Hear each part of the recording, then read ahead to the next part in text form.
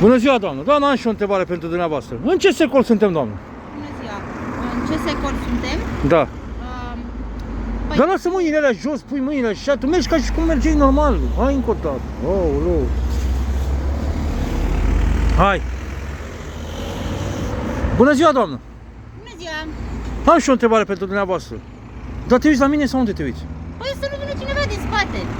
Oh. Hai.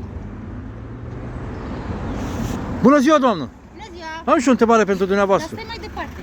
Am și o întrebare pentru... Oh.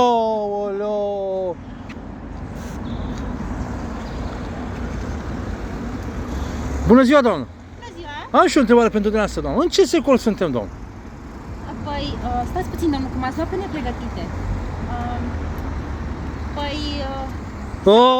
Păi stai 7 ore, să duce și dai 15 secunde. Dă-te încă o dată, hai. Și vorbește normal, nu mai vorbi așa. Pe. Haide. Dar măcar sunt și eu bine? Da, ești bine, hai. Păi, da, mă. Hai odată. Bună ziua, doamnă. Doamnă, am și o Bună întrebare pentru dumneavoastră. Doamnă, în ce secol suntem, doamnă, astăzi? Domnul, stați puțin, m-ați luat pe nepregătite. Haideți, doamnă, nu se poate. În ce secol suntem, doamnă? Păi, se apropie acum decembrie, nu? Păi stai tu un pic să te gândești, te faci că nu știi, că alea și după aia îmi zici decembrie. Așa imediat decembrie. Video tău. Haide. Dar unde mergi? Unde te crezi? Că ești în parc? Te plimbi la paseu? Unde ești? Nu mai fac nimic.